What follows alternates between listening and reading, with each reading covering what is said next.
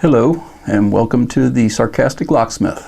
I'm Richard Adams, and today's topic will be architectural finishes. First, a disclaimer. Anything that's color and presented online, the colors will be deceptive. Don't blame me, that's just science. So anything you see that has a color or finish shown is for comparison only.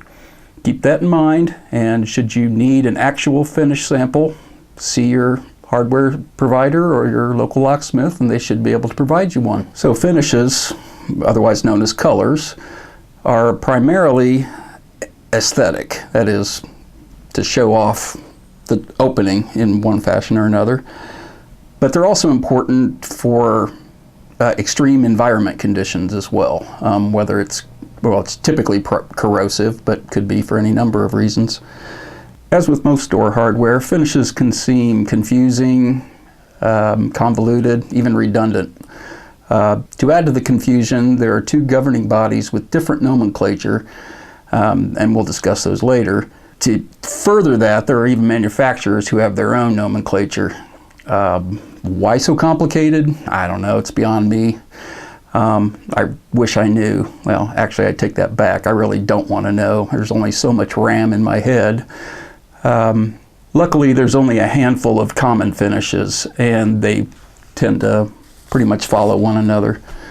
So let's start with where all finishes start, with the base materials.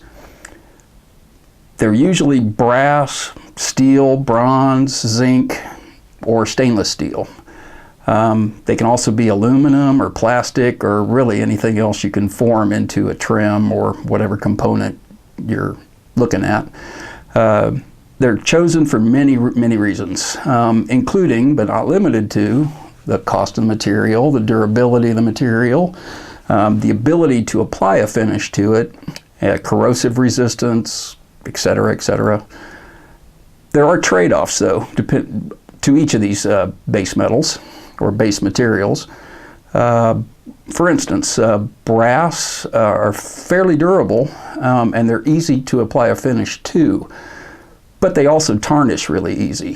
Whereas conversely, stainless doesn't tarnish at all or very little, but is extremely hard to apply a finish to. So keep that in mind when you're picking a finish for a specific project. Now, as I mentioned before, there are two primary standards that we deal with, and that's BHMA, or the Builders Hardware Manufacturers Association, and ANSI, the American National Standards Institute. When it comes to BHMA, is probably becoming more standard. Their descriptions are more inclusive and more descriptive. Whereas ANSI is a little more general, gives manufacturers a little more wiggle room. But luckily, the distinctions typically don't affect any of the end results, so you don't really have to worry about it too much, other than knowing on the common finishes, the BHMA and the ANSI numbers for both. It would be helpful. Now, when you get into some of those other manufacturers that have their own nomenclature, again, you're only dealing with a handful of finishes, so I'm sure it can be dealt with easily enough. The list of recognized finishes is long and ever-changing. I apologize for the slide quality and the accuracy. This chart is probably 20 years old or more, and probably not all that readable, but is used to show an example of the number of finishes out there. Luckily, for the majority of common commercial finishes, the list becomes a lot shorter and can be further reduced when considering the type of hardware. Of course, none of this is written in stone, but knowledge about the hardware itself and its manufacturer can help simplify the choices dramatically.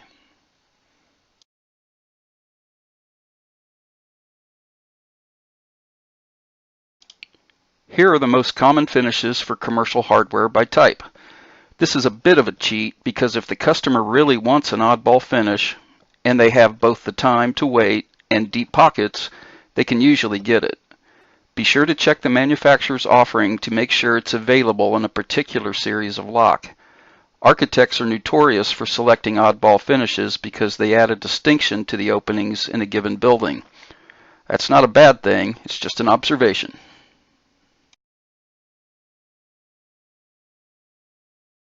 So a few things of note. Locks and hinges are usually painted. Blah. Yeah, I'm an idiot. Things of note. First, locks and hinges are usually plated, primarily because of the base metal they're made from, which is usually brass or steel. And again, you can probably have a lot of different materials, but those are the most common, and therefore can be plated fairly easily. Not so with door closers. They're usually painted primarily because the covers are plastic, and plastic can't be plated easily. Now, I will say that with door closers, you can buy plated covers and plated arms, etc., etc. However, it's typically going to be cost prohibitive. Most people just stick with the painted. Exit devices are similar, but for different reasons. Most exit devices come plated because they have metal covers, metal surrounds, etc., etc. But in some cases, you can order them painted. And the reason a lot of people would do that is primarily for cost. You can save some money with a painted exit device versus a plated exit device. Could be, well, if you're talking a $400 to $600, $700, $800 device, you know, an extra $100 for painted might seem like a pretty good deal. Just depends on the situation. So on the list, there was no aluminum finishes shown for flat goods or gasketing, things of that nature. The reason being, common plating or paint doesn't stick to aluminum very well. It might stick for a matter of days before it just peels right off.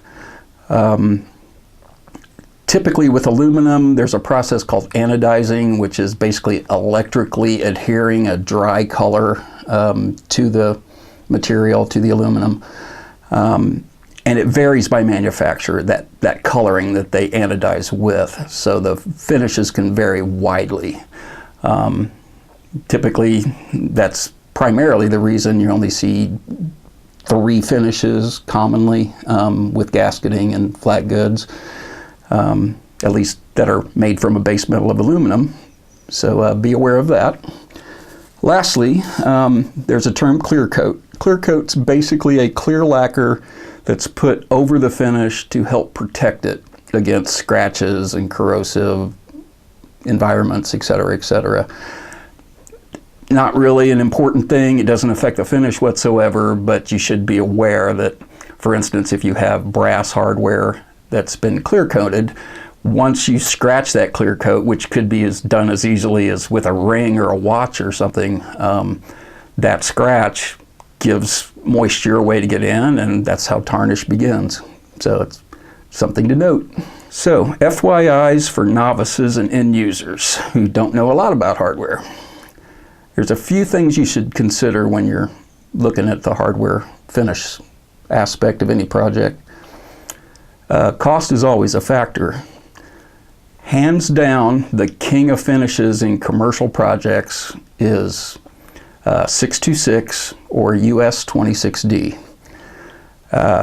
This is primarily because of the cost of the material, the speed of delivery, and the ability to hide defects and damage done to it via scratching and corrosive environments. I know I screwed this up, so we'll do this one again. Another point to note is 613 and US 10B are popular. However, this finish is not consistent over time.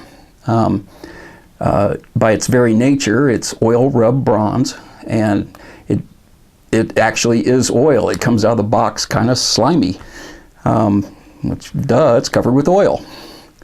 So over time, as the oil wears off or rubs off or gets exposed to rain and sleet and snow or whatever, it exposes more of the bronze underneath. So it does tend to wear towards a more antique color, an orange color or whatever.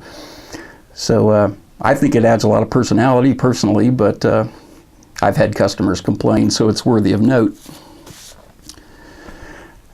lastly, on the commercial side, 605 and US 3 or 612 and US 10 are somewhat common, but they tend to be more cyclical in popularity.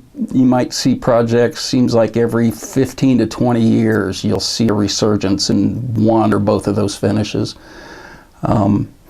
So they're definitely out there, and there's a lot of that product out there, but it just depends. Again, it's cyclical, depending on the popularity at the time. So for residential, that's a completely different animal. What I would have referred to as oddball for commercial previously becomes more of the norm in residential. So it's important, if you're selling residential hardware, to always triple check the finish that you're ordering that product in. There's some really subtle differences between a lot of the finishes, and residential customers can get kind of picky about that stuff. So it's good to know and good to stay ahead of. I hope you found something worthwhile here. If so, don't forget to like us in the comments below. And as always, comments are appreciated and helpful to everyone.